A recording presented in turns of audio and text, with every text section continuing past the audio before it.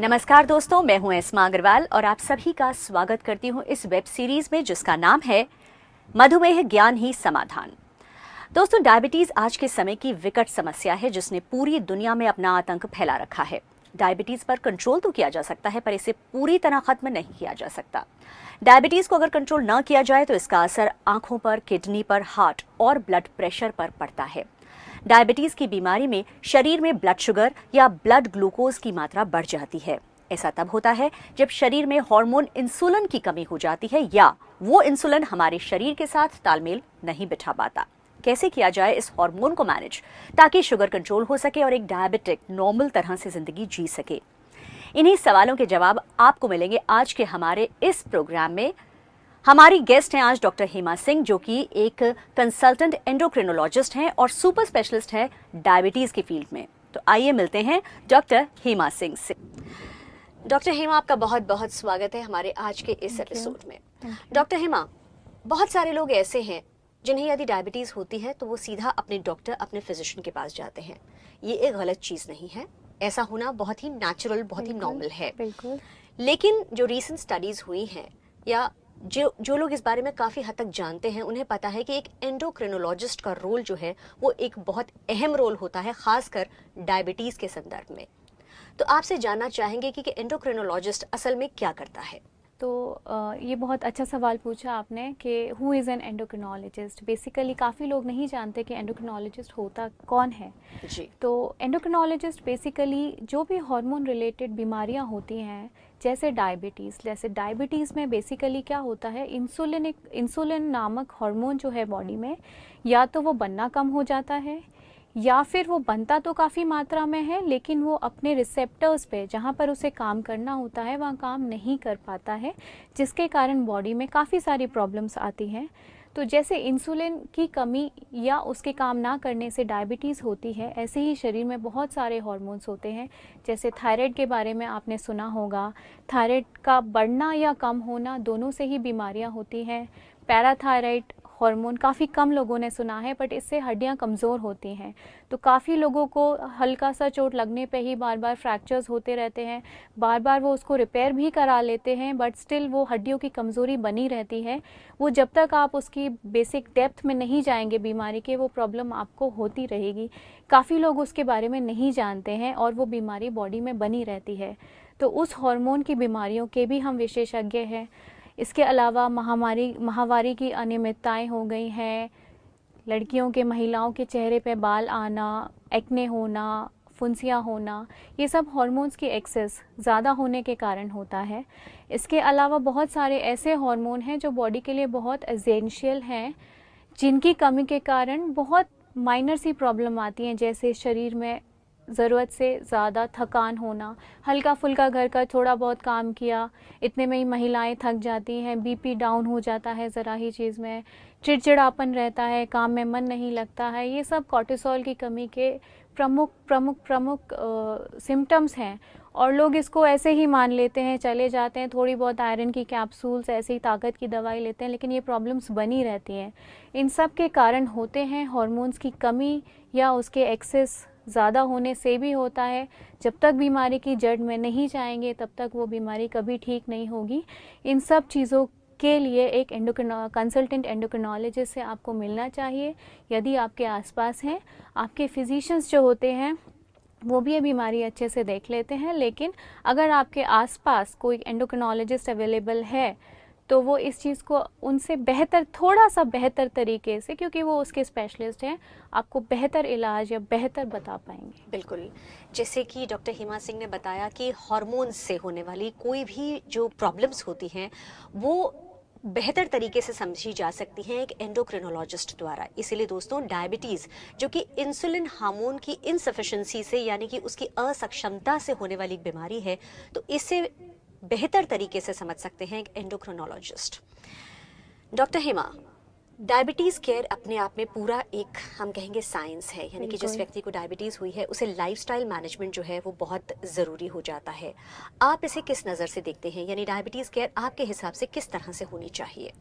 देखिए, जब डायबिटीज़ की बात होती है तो सबसे पहले तो मैं ये बताऊंगी कि जहाँ तक डायबिटीज़ कंट्रोल करने का या उसके इलाज का सवाल उठता है, तो एक डॉक्टर, चाहे वो फिजिशियन हो या एंडोक्रिनोलॉजिस्ट हो, उसका रोल केवल 20 या 10% ही होता है। बाकी का 80% खुद मरीज़ के हाथ में होता है। क्या खाना खाना है, किस प्रकार का भोजन अवॉइड करना है, कसरत कैसी करनी है, कितनी देर के लिए करनी है, डायबिटीज़ से होने वाले बहुत सारे कॉम्प्लिकेशंस होते हैं, उससे खुद को कैसे बचाया जाए, वो जानकारी आपको होनी चाहिए और उन जानकारी पे अमल करना आपके हाथ में है। तो वो सब चीज़ें हम बताएंगे आज, लेकिन उन पे अमल करना आपके ही हाथ में है। एक नई टर्म आजकल आई है, that is comprehensive diabetes care. तो बेसिकली मैं इसको विस्तार से आपको बताना चाहूँगी कि कॉम्प्रिहेंसिव डायबिटीज़ केयर है क्या।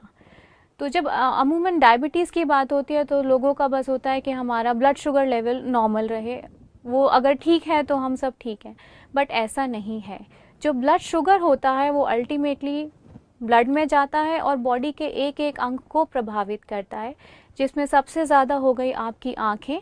आँखों में भी मोतिया तो जल्दी से जल्दी होता है और तेज़ी से बढ़ता है। इसके अलावा आँखों का पर्दा, जिसे रेटिना कहा जाता है, उसकी ब्लड वेसल्स को ये बहुत ज़्यादा अफेक्ट करता है और नज़र कम होने से पहले ही काफ़ी डैमेज ऑलरेडी हो चुका होता है। तो इसीलिए ये कहा जाता है, हम ये बताते हैं, और अमेरिकन डायबिटीज़ एसोसिएशन, जिन्होंने बहुत सारी गाइडलाइंस बनाई हैं डायबिटीज़ केयर के लिए, जो सबको फॉलो करनी होती हैं, वो भी कहते हैं कि साल में एक बार अपना आँखों का पर्दा ज़रूर चेक कराना चाहिए आपको।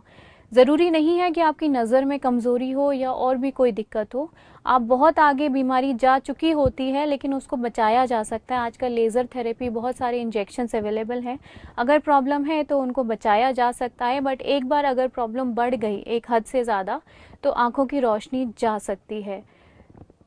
पूरे विश्व में अंधा होने का सबसे बड़ा और प्रमुख कारण डायबिटीज़ ही है, और सिर्फ इसलिए कि लोग सिर्फ और सिर्फ अपनी ब्लड शुगर पे ध्यान देते हैं, उससे होने वाले कॉम्प्लिकेशंस पे ध्यान नहीं देते।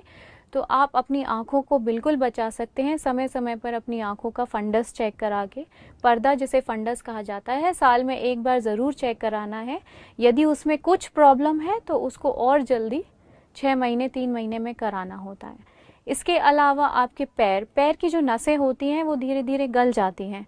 शुरू में तो थोड़ी तरंगे चलती हैं, जलन होती है, फिर जैसे जैसे न्यूरॉन्स की डेथ हो जाती है, मर जाते हैं, तो वो एकदम सुन्न हो जाते हैं। फिर रिस्क क्या रहता है, आपने मान लो किसी कंकड़ पत्थर पे पैर रख दिया, आपको तो महसूस नहीं होगा, सुन्न हो गया है पैर, लेकिन वहाँ हो जाएगा अल्सर, छाला, और आपको दर्द होता नहीं है, वो अंदर ही अंदर इन्फेक्शन होता रहेगा।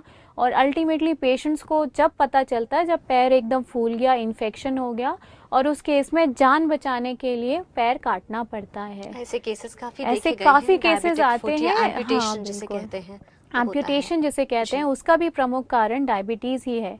और हैरत करने वाली बात यह है कि लोग बिल्कुल ध्यान नहीं देते हैं, और ज़्यादातर लोगों को डायबिटीज़ का पता ही जब चलता है जब वो पैर कटवाने आते हैं। कई बार ऐसा भी, और खासकर अगर ग्रामीण क्षेत्रों की बात करें तो लोगों को नहीं पता होता कि डायबिटीज़ नामक कोई बीमारी भी है। बिल्कुल। और तीसरी बात, किडनी पे बहुत ज़्यादा अफेक्ट होता है अगर आपकी ब्लड शुगर कंट्रोल ना हो। और केवल ब्लड शुगर का भी इतना रिस्क नहीं है जितना हाई ब्लड प्रेशर का है।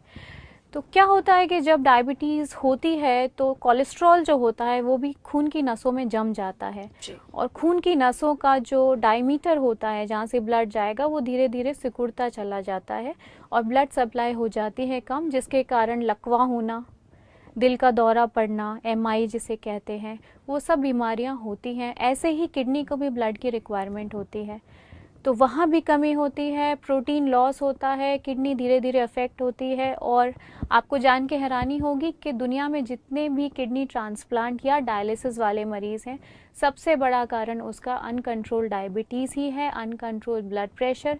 BP का भी आपकी एक मात्रा है, 130 से 80 के नीचे रहना चाहिए, उससे ऊपर है। लोग दवाइयाँ भी ले रहे हैं, 2-2 3-3 ले रहे हैं, स्टिल उनका BP 150 160, लोग ध्यान नहीं देते। कनेक्शन तो काफ़ी देखा जाता है डॉक्टर हिमा की डायबिटीज़ जिन्हें है उन्हें नॉर्मली हाइपरटेंशन यानी हाई BP की प्रॉब्लम तो होती ही है। बिल्कुल सही बात है।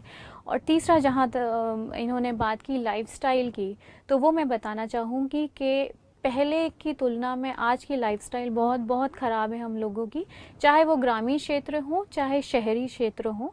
क्या होता है कि खान पान तो ऑलमोस्ट वैसा ही रहा है या और ज़्यादा फैटी फूड, फ्राइड फूड का हो गया है, बट जहाँ तक व्यायाम की बात है तो वो लोग नहीं करते हैं। मोटापा बढ़ते से बढ़ता जा रहा है, छोटे छोटे बच्चों को मोटापा हो रहा है। आप देखिए 7 साल 8 साल के बच्चे ओवरवेट हैं, चलते फिरते नहीं हैं, बैठ के फास्ट फूड खाते रहते हैं, टीवी देखते रहते हैं, आउटडोर गेम्स एकदम बंद हो गए हैं। तो ये सब चीज़ें अल्टीमेटली ये एक तरह का जकड़ रहे हैं आपको, चाहे डायबिटीज़ हो, चाहे ब्लड प्रेशर हो, चाहे हाई कोलेस्ट्रॉल हो, चाहे जोड़ों की बीमारियां हो, ये सब के सब लिंक मोटापे से और आपके खान पान से है। खान पान सुधारना पड़ेगा, व्यायाम करना पड़ेगा। डायबिटीज़ के मरीज़ को कम से कम 45 मिनट डेली आपको व्यायाम करना पड़ेगा, और उसमें भी मॉडरेट एक्सरसाइज हम सलाह देते हैं। मॉडरेट एक्सरसाइज मतलब एक लेवल से थोड़ी ऊपर की एक्सरसाइज, जैसे कि ब्रिस्क वॉकिंग हो गई, ज़ोर ज़ोर से चलना, जल्दी जल्दी चलना, कि बहुत आराम आराम से चलने में उतनी एनर्जी वेस्ट नहीं है, हाँ बिल्कुल तेज़ चलना है। आपकी सांस भर जानी चाहिए, धड़कन बढ़ जानी चाहिए, पसीने आ जाने चाहिए, इतना तेज़ चलना है। आप साइकिलिंग कर सकते हैं, जॉगिंग कर सकते हैं, रनिंग कर सकते हैं, स्विमिंग एक बहुत अच्छी एक्सरसाइज है, तैराकी अगर आप वो करें, और बाकी ब्रिस्क वॉकिंग है ही। तो कम से कम 45 मिनट, 1 घंटा हो तो बहुत अच्छा है। जो बूढ़े लोग हैं जिनके घुटनों में प्रॉब्लम है वो ऑब्वियसली ये नहीं कर सकते, तो वो हाथों की कसरत कर सकते हैं, आप योगा कर सकते हैं, बाकी व्यायाम कर सकते हैं। इसके अलावा एक रेजिस्टेंस एक्सरसाइजेस भी हम लोग प्रमोट करते हैं। जो लोग जिम जाते हैं वो तो करते हैं, अदरवाइज़ ऑल्सो जब आप एक चीज़ पे प्रेशर लगाते हैं, जैसे दीवार है, आप तो हाथ रख के उस पर प्रेशर लगाएं या वेट उठाएं, ये सब चीज़ें रेजिस्टेंस एक्सरसाइज कहलाती हैं। इनका भी अपना रोल है।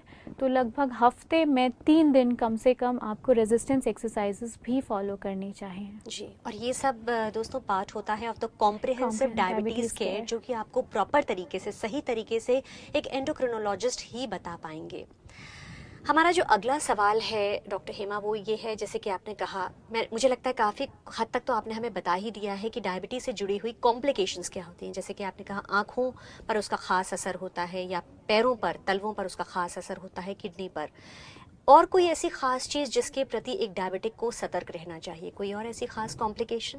बिल्कुल, एक इम्पॉर्टेंट चीज़ जो काफ़ी मिस हो रही है वो वैक्सीनेशन से रिलेटेड मैं आपको बताऊंगी। वैक्सीनेशन नहीं फॉलो हो रहा डायबिटिक्स में हमारे देश में जी। वो पैसे के कारण भी हो सकता है, खैर थोड़ा कॉस्टली आता है, बट ज़्यादातर ये देखा गया है कि जो बूढ़े लोग हैं जिनको डायबिटीज़ है वो हर साल उनको निमोनिया हो जाता है, हर साल भर्ती हो रहे हैं, कभी यूरिन इन्फेक्शन हो रहा है, कभी कोई इन्फेक्शन हो रहा है, कभी किडनी ख़राब हो रही है। तो ये साफ बताया गया है जो डायबिटिक पेशेंट्स हैं वो उनमें इन्फेक्शन का रिस्क ज़्यादा रहता है एज़ कम्पेयर टू नॉर्मल जो पॉपुलेशन है उससे ज़्यादा रहता है। तो उस केस में ये है कि जो इन्फ्लुएंज़ा है, जो नॉर्मल कॉमन कोल्ड करता है, हमारे तो सर्दी ज़ुकाम होता है, लेकिन डायबिटिक्स को बहुत जल्दी वो निमोनिया कर सकता है। तो इन्फ्लुएंज़ा का वैक्सीनेशन हर साल एक बार लगवाना चाहिए। न्यूमोकोकल निमोनिया वाला जो ऑर्गेनिज्म है उसका वैक्सीनेशन लगाना चाहिए, और हेपेटाइटिस का, क्योंकि कभी भी किडनी अफेक्ट हो जाती है और फिर आपकी डायलिसिस वाली सिचुएशन आती है, आपको बहुत सारा ब्लड ट्रांसफ्यूजन भी लेना पड़ता है ड्यूरिंग डायलिसिस, आगे रीनल ट्रांसप्लांट में भी। तो एक हेपेटाइटिस बी का, ये 3 वैक्सीनेशन बहुत ज़रूरी हैं एक डायबिटिक पेशेंट के लिए। और ये इनफैक्ट बच्चे, जो छोटे छोटे बच्चे हैं, जुवेनाइल डायबिटीज़ जिसको कहा जाता है, जो बिल्कुल इंसुलिन पर डिपेंडेंट होते हैं, उन बच्चों के लिए तो बहुत ज़रूरी है कि आप ईयरली हर साल एक बार इन्फ्लुएंज़ा का वैक्सीनेशन, निमोकोकल का वैक्सीनेशन उन्हें दें, ताकि वो बीमारियों से बच सकें और बार बार हॉस्पिटलाइजेशन होने के कष्ट से वो बचे रहें जी। बाकी जहाँ तक कॉम्प्रिहेंसिव डायबिटीज़ केयर की बात हुई, कुछ टेस्ट हैं जो मिनिमम हर डायबिटीज़ के पेशेंट को साल में एक बार या 6 महीने में एक बार कराने चाहिए, जिसमें ब्लड शुगर तो आपको हर महीने करनी ही है। खाली पेट और खाने के 2 घंटे बाद दोनों ही शुगर इम्पॉर्टेंट है। लोग सिर्फ खाली पेट की करके चले जाते हैं, कई बार ऐसा भी होता है खाली पेट नॉर्मल है और खाने के बाद आपकी 250-300 आ रही है, उस केस में आपको सारे कॉम्प्लिकेशंस वैसे के वैसे होंगे जी। तो इसलिए दोनों शुगर नापना बहुत ज़रूरी है जो टैबलेट पर हैं। बाकी जो इंसुलिन पे हैं उन्हें और फ्रीक्वेंटली हफ्ते में कम से कम 2-3 बार, कभी खाली पेट की कभी खाने के बाद, मिनिमम नापना चाहिए। आइडियली तो 4 बार नापना चाहिए, खैर वो कोई नहीं कर सकता, इसीलिए कम से कम 2-3 बार हफ्ते में शुगर नापना चाहिए। एक HbA1c नामक टेस्ट होता है जो आपको 3 महीने का ग्लूकोज लेवल्स का आइडिया देता है कि पिछले 3 महीने में आपका कंट्रोल कैसा रहा। कुछ लोग क्या कहते हैं, शुगर ज़्यादा आई है, हमने कल मिठाई खा ली थी। तो ऐसे केसेस में वो बहुत हेल्पफुल है, जब आपको एवरेज लास्ट 3 मंथ्स का वो आपको बताएगा। तो वो नॉर्मली 7 से कम होना चाहिए आपका, उसी को अच्छा कंट्रोल माना जाता है। तो वो अगर सब कंट्रोल है तो हर 6 महीने में आपको कराना है, और यदि कंट्रोल नहीं है तो हर 3 महीने में आपको कराना है, जब तक वो कंट्रोल नहीं हो जाता। Cholesterol, total lipid profile, cholesterol, triglyceride, LDL cholesterol levels जैसे ही डायग्नोज होता है आपको एक बार कराना है। यदि ठीक है तो 5-5 साल के अंतर में करा सकते हैं, और अगर गड़बड़ है, आप इलाज ले रहे हैं, तो साल में एक बार ज़रूर कराना है जी। और एक किडनी के टेस्ट हैं 2, एक तो यूरिन माइक्रो एल्बुमिन, यूरिन में प्रोटीन कितना लॉस हो रहा है, और एक ईजीएफआर, किडनी काम कितने % कर रही है। ये साल में एक बार मिनिमम हो जाने चाहिए। कहीं भी गड़बड़ आती है तो तुरंत आप उसके प्रिवेंशन की दवाइयाँ शुरू कर देते हो, जिससे कि आपकी किडनी खराब अगर 3 साल में होनी है तो वो 30 साल तक हम बचा के रख सकते हैं। और एक बार ख़राब हो जाती है चीज़, अंग बॉडी का कोई भी ख़राब हो जाता है, रीजनरेट नहीं होता, तो वो मर ही जाता है। आप नया लगा सकते हो, उसको दोबारा उगा नहीं सकते हो। कहते हैं prevention is always better than cure. आप जिस भी स्टेज पे पहुंच चुके हैं वहाँ पर उसको थमा के आगे आपको रोका जा सकता है, और स्थिति बिगड़ने से पहले ही। और ये पॉसिबल है दोस्तों सिर्फ कॉम्प्रिहेंसिव डायबिटीज़ केयर के द्वारा, जिसमें कि आपको न सिर्फ टेस्टिंग करानी ज़रूरी होती है, बल्कि आपके शरीर का हर अंग जो कि डायबिटीज़ से प्रभावित होता है उसका एक रिकॉर्ड रखना बहुत ज़रूरी होता है, कि कहीं उस अंग में कहीं किसी तरह की कोई कॉम्प्लिकेशन, कोई प्रॉब्लम आ तो नहीं रही, और यदि आ रही है तो उसे जल्द से जल्द उसे रोका जा सके। इसके लिए एक एंडोक्रिनोलॉजिस्ट आपको बहुत ही इम्पोर्टेंट सपोर्ट सिस्टम देते हैं। डॉक्टर हेमा, मेरा अगला सवाल जो आपसे है वो डायबिटिक्स के लिए बहुत ख़ास है, क्योंकि यदि किसी व्यक्ति को डायबिटीज़ होती है तो सबसे पहला जो कंट्रोल लगता है वो लगता है खाने पीने पे।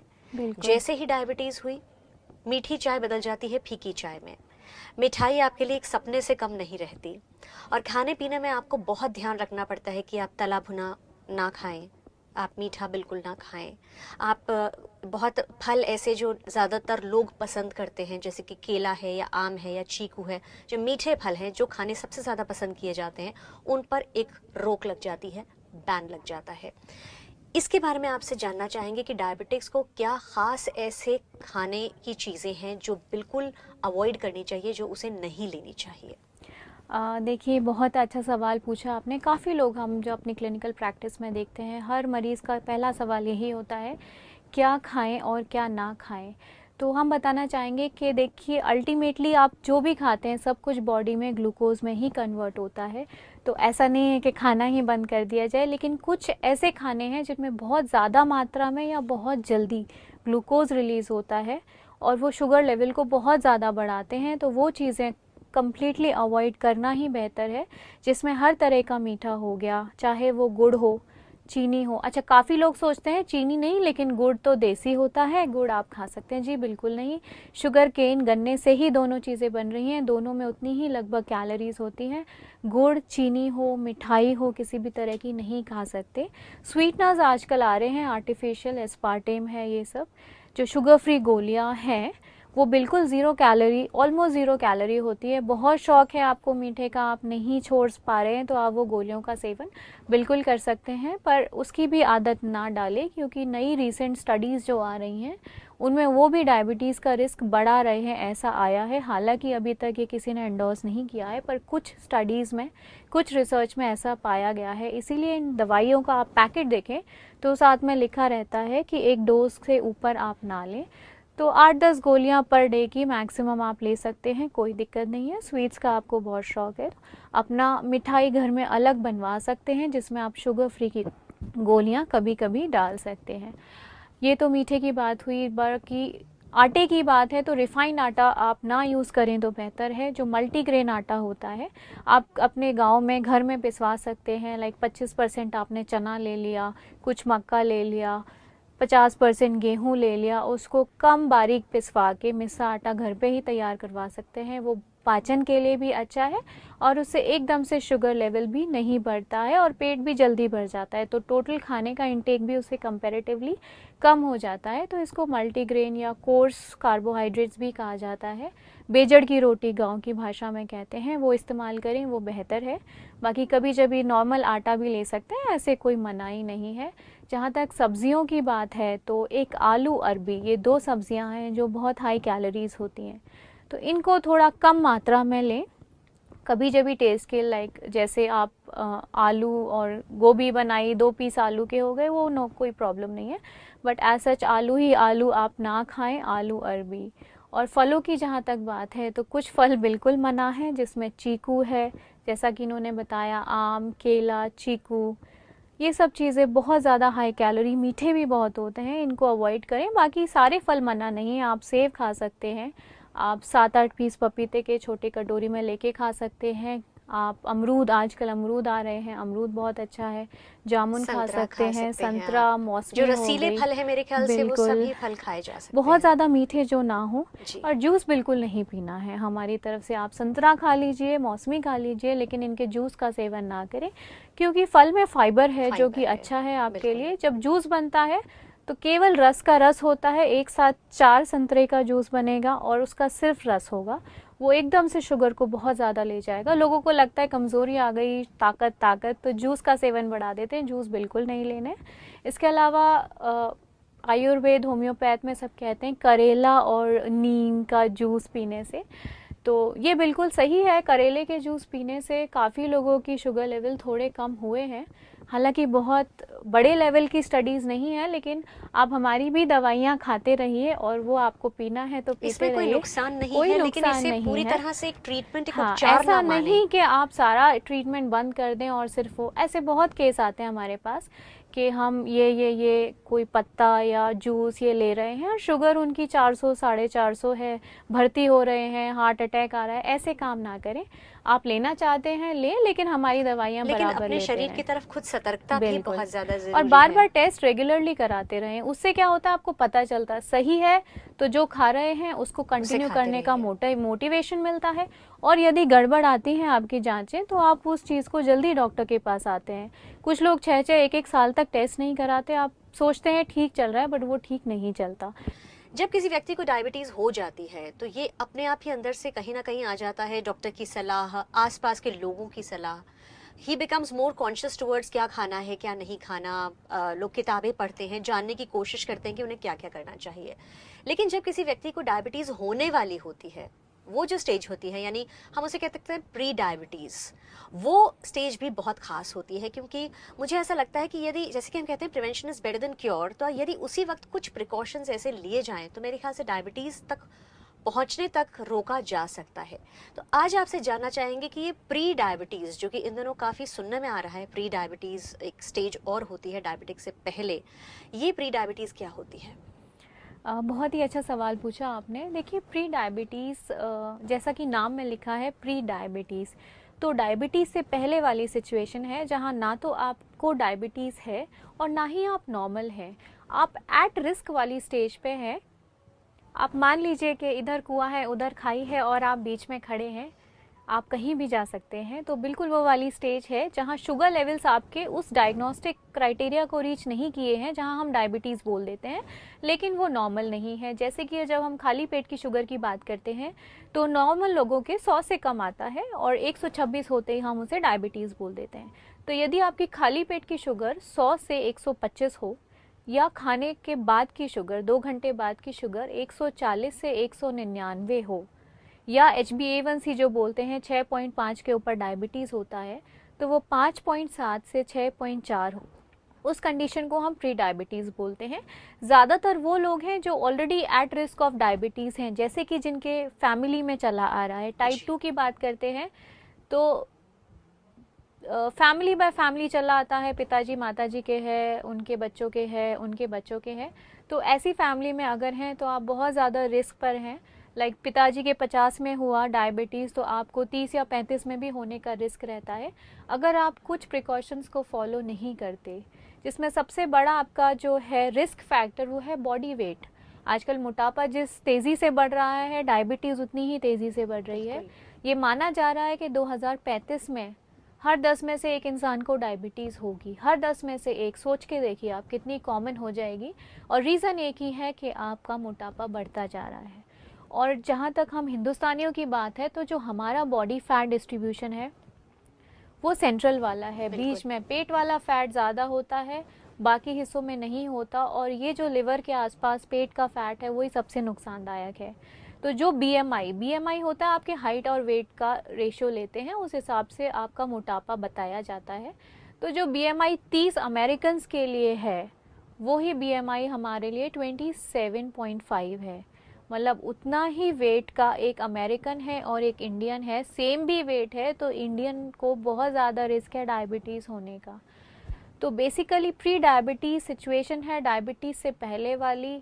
अच्छा, अब आपको कैसे पता चले कि आपके प्री डायबिटीज़ है? तो कुछ ऐसे रिस्क फैक्टर हैं, यदि आप में है तो चांसेस हैं आपके प्री डायबिटीज़ होने के। वो रिस्क फैक्टर सबसे इम्पॉर्टेंट तो है आपका मोटापा। अगर आपका बीएमआई 27 के ऊपर है, प्लस और रिस्क फैक्टर हैं जैसे कि आपकी फैमिली, फर्स्ट डिग्री, जैसे माता पिता या भाई बहन किसी को डायबिटीज़ है तो आपको बहुत ज़्यादा रिस्क है डायबिटीज़ होने का। तीसरा, अगर महिलाएं हैं और प्रेगनेंसी के टाइम किसी की शुगर बढ़ी थी, जिसको जेस्टेशनल डायबिटीज़ कहा जाता है, यूजुअली 6-7वें महीने में शुगर पता चलती है, जो डिलीवरी के बाद नॉर्मल हो जाती है, लेकिन उनको आगे जाके परमानेंट डायबिटीज़ होने का रिस्क बना रहता है, उनके बच्चों को भी बड़ा होकर डायबिटीज़ होने का रिस्क बना रहता है। तो अगर आपको जेस्टेशनल डायबिटीज़ डायग्नोज हुआ था, या आपके कोलेस्ट्रॉल लेवल्स हाई हैं, एचडीएल कोलेस्ट्रॉल जो अच्छा कोलेस्ट्रॉल है वो लो है, ट्राइग्लिसराइड लेवल्स हाई हैं, या फिजिकल इनएक्टिविटी उतना ही बड़ा रिस्क फैक्टर है, मोटापा है, फैमिली में डायबिटीज़ है और आप कोई एक्सरसाइज नहीं करते, आपकी जॉब बैठ के कुछ काम करने की है, तो भी आपको बहुत ज़्यादा रिस्क है। एक रेस होता है, जैसे अमेरिकन हुआ, इंडियन हुआ, अफ्रीकन हुआ, तो वी इंडियंस हम लोग already at risk of diabetes. Yes, we are definitely prone to, ध्यान रखने की जरूरत है। तो ऐसे रिस्क फैक्टर यदि हैं आपके, तो आपको तुरंत शुगर चेक करा लेना चाहिए।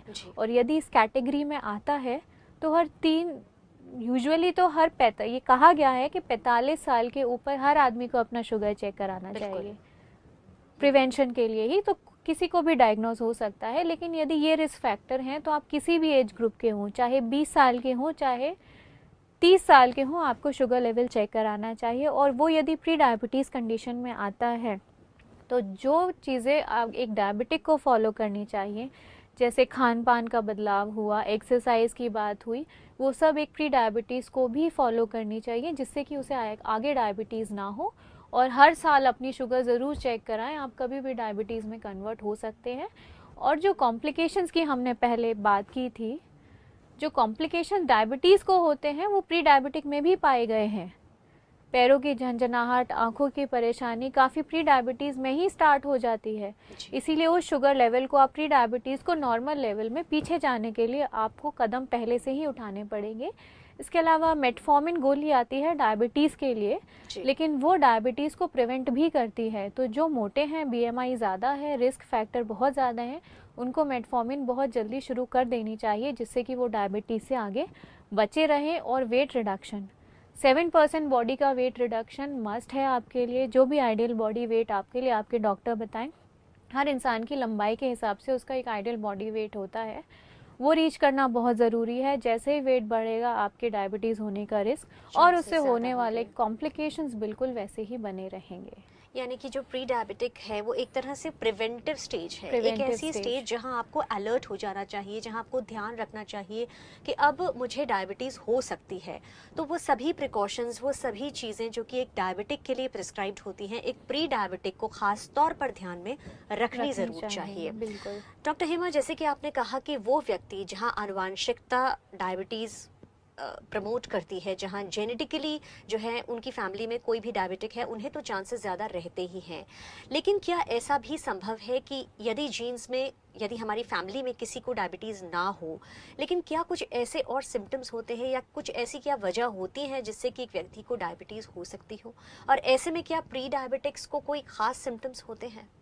देखिए, प्री डायबिटिक्स को एज सच बहुत ज़्यादा सिम्टम्स नहीं होते। जो बेसिकली सिम्टम होते हैं वो है बहुत जल्दी थकान होना, चिड़चिड़ापन होना, पेशाब ज़्यादा भी आ सकता है, नॉर्मल भी आ सकता है, क्योंकि पेशाब ज़्यादा भी जब भी आता है जब एक लेवल ऑफ शुगर रीच हो जाती है आपकी 180 के ऊपर ही किडनी जो है ग्लूकोज को निकालती है, उसके साथ पानी जाता है, तो पेशाब बार बार आता है, जो डायबिटीज़ का कारण भी है। तो प्री डायबिटीज़ को ज़्यादातर ज़्यादा सिम्टम्स नहीं होते, लेकिन बार बार इन्फेक्शंस अगर हो रहे हैं आपके, थकान ज़रूरत से ज़्यादा हो रही है, वज़न थोड़ा कम हो रहा है, चिड़चिड़ापन रहता है और आप रिस्क पर हैं, तो ये हो सकता है कि आप प्री डायबिटीज़ कंडीशन में जा सकते हैं। बाकी ये ज़रूरी नहीं है कि आपकी फैमिली में हो सबके डायबिटीज़, किसी को भी हो सकती है, मोटापे से हो सकती है। जो बहुत ज़्यादा अल्कोहल का सेवन करते हैं उनके पेनक्रियाज खराब, क्योंकि इंसुलिन पेनक्रियाज में ही बनती है, तो जो बहुत ज़्यादा अल्कोहल का सेवन करते हैं उनके अल्टीमेटली पेनक्रियाज काम करना बंद कर देते हैं, जैसे लिवर काम करना बंद कर देते, तो उनको भी डायबिटीज़ आगे जाके हो सकती है। और ये वाली डायबिटीज़ इंसुलिन से ही ठीक होगी, गोलियाँ उसमें कम काम करती हैं, तो ये ध्यान दीजिएगा। इसके अलावा कुछ बीमारियां हैं जिनमें स्टेरॉइड्स चलते हैं एज ए ट्रीटमेंट। इसके अलावा भी काफ़ी लोग इधर उधर से स्टेरॉइड ले लेते हैं जी, बिना डॉक्टर के प्रेस्क्रिप्शन से। कुछ लोग मसल बिल्डिंग के लिए ले लेते हैं, लेकिन ये ध्यान रखिए स्टेरॉइड्स मसल बिल्ड नहीं कर रहे हैं, वो आपका फैट बिल्ड कर रहे हैं, और उसके कारण भी आपको डायबिटीज़ हो सकती है। बहुत ज़्यादा ज़रूरत से ज़्यादा स्टेरॉइड्स बिना अपने डॉक्टर की सलाह के बिल्कुल ना लें, आप डायबिटिक बिल्कुल बन सकते हैं। ज़्यादातर तो यही होता डॉक्टर है। हेमा, क्या ऐसा संभव है कि यदि किसी व्यक्ति को वो प्री डायबिटिक है, यानी उसके जो ब्लड ग्लूकोज लेवल्स हैं वो जो प्रिस्क्राइब्ड शुगर लेवल्स हैं उसके आसपास हैं, लेकिन वो डायबिटीज़ तक ना पहुँचे, यानी कि क्या ये प्रोसेस रिवर्सिबल है? बिल्कुल, ये प्रोसेस रिवर्सिबल है। यदि आप अपना वेट आइडियल रखते हैं, रेगुलरली व्यायाम करते हैं, अपना खान पान बिल्कुल ठीक रखते हैं, तो ये हो सकता है। देखिए, जो बहुत ज़्यादा बड़े बड़े लेवल पे स्टडीज़ हुई हैं उनमें ये ज़्यादातर देखा गया है कि कोई भी प्री डायबिटिक है, वो डायबिटीज़ अगले साल डायबिटीज़ हो उसके चांस केवल 11% होते हैं।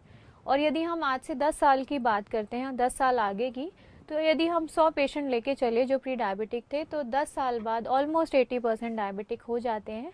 लेकिन 20% नहीं हुए, वो थे जिन्होंने लाइफस्टाइल फॉलो की, डाइट फॉलो किया, अपना वेट आइडियल रखा, तो बिल्कुल आप पूरे जीवन भर डायबिटीज़ होने से बच सकते हैं। इनफैक्ट आपको सही बताएं तो जो पेशेंट जिसको डायबिटीज़ हो चुका है वेट के कारण, वो यदि अपना वेट कम करते हैं तो डायबिटीज़ से वो प्री डायबिटीज़ में आ सकते हैं और अल्टीमेटली नॉर्मल भी हो सकते हैं। बेसिकली जो अगर ग्लूकोज हाँ, लेवल है उससे कहीं ना बिल्कुल कहीं आपको बिल्कुल कंट्रोल बिल्कुल करना है, वो जरूरी करना होता है। वेट रिडक्शन और एक्सरसाइज इसमें बहुत इंपॉर्टेंट है। जितना शुगर लेवल डाउन या A1C डाउन मेडिसिन्स करती हैं, उतना ही या इनफैक्ट उससे ज़्यादा आपकी एक्सरसाइज और डाइट करती है। तो आप दवाई लेके जो काम कर रहे हैं वो खुद व्यायाम करके और खान पान में सुधार करके भी कर सकते हैं। बट हाँ, एक लेवल से ऊपर अगर कंडीशन चली जाती है तो आपको डेफिनेटली मेडिसिन्स की ज़रूरत है, लेकिन बचाव जहाँ तक हो सके वो कीजिए। आगे मेडिसिन्स बहुत बहुत बढ़ती जाती हैं, कॉम्प्लिकेशंस बढ़ते जाते हैं, और पूरी आपको ध्यान रखना, प्रॉपरली हर महीने टेस्ट कराना। हर कोई नहीं भी जा पाता अपने फिजिशियन या एंडोक्रिनोलॉजिस्ट के पास, तो उन कंडीशन से बचने का यही उपाय है, आप अपना खान पान, अपनी एक्सरसाइज, अपनी जांचें जो हैं बराबर नियमित तौर पे कराते रहें। सब नॉर्मल हो तो संतुष्टि रहती है, ज़्यादा हैं तो तुरंत अपने ट्रीटिंग डॉक्टर से मिलें, उनकी सलाह लें। जी डॉक्टर हेमा, आपने हमें अभी बताया कि डायबिटिक्स के लिए कौन से ऐसे आहार हैं, कौन सी ऐसी खाने की चीज़ें हैं जो उन्हें खानी चाहिए और क्या उन्हें नहीं खानी चाहिए। क्या एक्सरसाइज या फिजिकल एक्टिविटी से जुड़ी हुई भी कोई ऐसी खास बातें हैं जो कि एक डायबिटिक और प्री डायबिटिक को भी ध्यान में रखनी चाहिए? खासकर मैं जानना चाहूँगी उन लोगों के लिए जो कि 50 की उम्र के आसपास है, जिनको डायबिटीज़ काफ़ी सालों से है और वो अब इतनी ज़्यादा एक्टिविटी नहीं कर सकते। जी, बिल्कुल सही कहा आपने। जहाँ तक एक्सरसाइज की बात है, मैंने कहा व्यायाम बहुत ज़रूरी है, तो उसमें भी आप 2 डिविजन्स ले लीजिए। वो मरीज़ जो इंसुलिन पर ही हैं और वो जो टैबलेट पे कंट्रोल हैं। तो जो पेशेंट इंसुलिन पर हैं, उनमें क्या होता है, जब इंसुलिन की मात्रा कम ज़्यादा होती है तो जैसे ही रनिंग करते हैं या हेवी लेवल की एक्सरसाइजेस करते हैं तो ग्लूकोज लेवल एकदम डाउन जाता है। और इंसुलिन डिपेंडेंट है मतलब उनकी बिल्कुल इंसुलिन नहीं बन रही है, और इंसुलिन जो है वो ही कीटोन्स को बनने से प्रिवेंट करता है, रोकता है। यदि कीटोन ज़्यादा बने तो कंडीशन बदतर से बदतर हो सकती है। तो जो इंसुलिन पर है उनके लिए हमेशा ये सलाह देंगे कि आप जब भी कोई हैवी एक्सरसाइज करते हैं, मना कुछ नहीं है, आप रनिंग कीजिए, स्विमिंग कीजिए, साइकिलिंग कीजिए, वॉकिंग कीजिए, जॉगिंग कीजिए, डांसिंग कीजिए, जो करना है करिए, लेकिन अगर इंसुलिन डिपेंडेंट हैं आप तो पहले शुगर चेक कर लीजिए। यदि शुगर लो है आपकी 100 या उससे कम, तो पहले कुछ खा लीजिए, उसके बाद ही कीजिए, वरना शुगर डाउन होने का रिस्क रहता है। और यदि शुगर 250 के ऊपर है तो हैवी एक्सरसाइज उस टाइम अवॉइड करनी चाहिए, वरना कीटोसिस में आप जा सकते हैं। जहाँ तक जो पेशेंट्स इंसुलिन डिपेंडेंट नहीं है या ओल्ड एज, आपने बहुत अच्छा सवाल उठाया, 50 के ऊपर ज़्यादातर मरीज़ ऐसे ही होते हैं, 50 के ऊपर हैं, आर्थराइटिस हो चुका है, ज़्यादा दौड़ भाग नहीं कर सकते, इनफैक्ट कुछ लोग तो चल भी नहीं पाते हैं बिना सहारे के। तो एक्सरसाइज अगर अच्छी तो यही है कि आप मॉडरेट लेवल एक्सरसाइज करें, लेकिन कुछ नहीं से कुछ हमेशा अच्छा होता है। तो बिल्कुल एक्सरसाइज बंद करने से बेटर है आप जिस भी लेवल की कर पाएँ, धीरे धीरे वॉक कर पाएँ, बैठे बैठे हैंड्स की एक्सरसाइज, आजकल काफ़ी मशीन्स आती हैं जो बैठे बैठे आप एक्सरसाइज कर सकते हैं। तो आप योगा कर सकते हैं, बैठे बैठे हाथ हिला सकते हैं, जैसे मैंने कहा आप रेजिस्टेंस, थोड़ा वेट लेटे लेटे थोड़ा बहुत, लाइक 2-2 किलो के वेट हो गए आपके, डंबल्स आते हैं वो उठा सकते हैं। इस तरह की रेजिस्टेंट एक्सरसाइज, पानी वाली एक्सरसाइजेस भी आजकल खैर बाहर तो लोग काफ़ी यूज़ करते हैं, तो पानी में पैर हिलाना, उसके रेजिस्टेंस से पैर हिलाना, जो स्विमिंग में होता है, ऐसे ही जैसे टब है आप पानी में पैर हिला रहे हैं उसके अगेंस्ट, तो वहाँ भी बहुत ज़्यादा एनर्जी वेस्ट होता है। तो उस तरह के एक्सरसाइजेस भी आप कर सकते हैं, घर बैठे योगा कर सकते हैं, सिंपल पीटी की तरह अपने हाथ पैर हिला सकते हैं। तो कुछ नहीं से कुछ हमेशा बेटर होता है। आप घर में ही बैठे बैठे रहने की बजाय हर काम के लिए चलना, भाई आपको पास में दूध की थैली लानी है तो बजाय स्कूटर के, गाड़ी के, आप पैदल जाइए, घूम के आइए, छोटे घर में पोते पोती होते हैं लोगों के, उनको गार्डन ले जाइए। तो जहाँ तक हो सकता है आप फिजिकली एक्टिव रहें जी। जितना भी आपकी बॉडी की क्षमता है उसके लिए, उसके हिसाब से फिजिकली एक्टिव रहें। ऑब्वियसली 50 साल का आदमी दौड़ नहीं पाएगा अगर आर्थराइटिस है, तो उनसे हम वो एक्सपेक्ट नहीं करते, बट जितना फिजिकली एक्टिव हो सकते हैं उतना होइए, और आहार की मात्रा कम रखिए। आपकी जितनी लेवल की एक्टिविटी है उतना ही आहार खाएं। आप अगर 20 साल की उम्र में 4 चपाती खाते थे तो ऑब्वियसली आपको 50 साल में उतनी रिक्वायरमेंट नहीं है। आपका जितना फिजिकल एक्टिविटी है, फिजिकल वर्क है, उतना ही आहार खाएं, तो आपका वेट मेंटेन रहता है। एक लेवल के बाद आपका वेट बढ़ेगा, एक्सरसाइज नहीं कर रहे हैं, आहार आपने उतना ही रखा, तो ऑब्वियसली वेट बढ़ेगा। आर्थराइटिस, और ये एक तरह का साइकिल बन जाता है, मोटापा, डायबिटीज़, आर्थराइटिस, आर्थराइटिस की वजह से चल नहीं पाएंगे और मोटापा बढ़ेगा और आर्थराइटिस, और अल्टीमेटली आप देखते हैं आजकल नी रिप्लेसमेंट बहुत जल्दी लोगों को कराना पड़ जाता है, करा भी रहे हैं। तो उससे बचना है तो शुरू से ही, ये उन लोगों को कहना चाहूँगी जिनको जल्दी उम्र में पता चल गया है डायबिटीज़ का, आप 30, 35, 40 पर हो, फिजिकली एक्टिव हो, वेट लॉस करिए, अपना आइडियल बॉडी वेट मेंटेन रखिए, वो आपके आने वाली फ्यूचर में हर बीमारी से बचाव भी है, और बुढ़ापे में आपका वही सबसे बड़ा सहारा रहेगा अगर आप अपना आइडियल बॉडी वेट और फिजिकल एक्टिविटी मेंटेन कर पाते हैं। बिल्कुल। तो हमने ये जाना है आज डॉक्टर हेमा से कि आहार जहाँ ज़रूरी है, कि आप जो खान पान में चीज़ें खा रहे हैं उनके बारे में जानना जितना ज़्यादा ज़रूरी है, उतना ही ज़रूरी ये भी है कि जो आपने खाया है उसको पचाने के लिए आप फिजिकल एक्टिविटी क्या कर रहे हैं। भले ही आप पैदल चल रहे हैं या बैठे बैठे कुछ अपने आप को मूव कर रहे हैं, एक्सरसाइज कर रहे हैं, थोड़ी बहुत ही सही, लेकिन करना बहुत ज़्यादा ज़रूरी है। ये ख़ास हमारे उन पेशेंट्स के लिए है जिन्हें लगता है कि यदि वो थोड़े बुजुर्ग हैं, उन्हें लगता है कि यदि हमें ये बीमारी हो गई तो हमें आराम करना चाहिए। आराम ज़रूरी होता है सिर्फ कुछ वक्त के लिए, लेकिन ज़्यादातर ज़रूरी होता है हमें अपने बॉडी पार्ट्स को हिलाते रहना किसी भी तरीके से। वो ही हमारे शुगर लेवल्स को भी मेंटेन करेगी, यानी हमारी डायबिटीज़ भी कंट्रोल में रखेगी, और उससे जुड़ी और जो समस्याएं हैं वो भी सब आपकी अपने आप ही ठीक होती जाएंगी। डॉक्टर हेमा, आपने जो जानकारियां हमें आज यहाँ दी हैं वो वाकई बहुत ज़रूरी थी जानने के लिए। डायबिटिक्स जो होते हैं उनके बहुत सारे सवाल होते हैं छोटे बड़े, और मुझे लग रहा है कि आज आपके इंटरव्यू के बाद मुझे ऐसा लग रहा है कि इन सवालों का सही जो एक बिल्कुल सही जवाब है वो सबसे सही तरीके से एक एंडोक्रिनोलॉजिस्ट ही दे सकते हैं, जैसा कि आज आपने यहाँ हमें दिया। Thank you. आपका बहुत बहुत धन्यवाद कि आपने अपना कीमती वक्त यहाँ पर हमें दिया। तो दोस्तों, अभी हमने जाना मधुमेह के बारे में, जाना कि मधुमेह में ज्ञान ही है समाधान। डायबिटीज पर जीत अब दूर नहीं, यही है हमारा संकल्प। और इसी संकल्प को साथ लिए मैं एस्मा अग्रवाल अब आपसे इजाजत लेती हूं और वादा करती हूं कि अगले एपिसोड में फिर होंगी हाजिर कुछ और सलाहें, कुछ और ज्ञान लेकर आपके लिए। तो आज के लिए बस इतना ही। नमस्कार।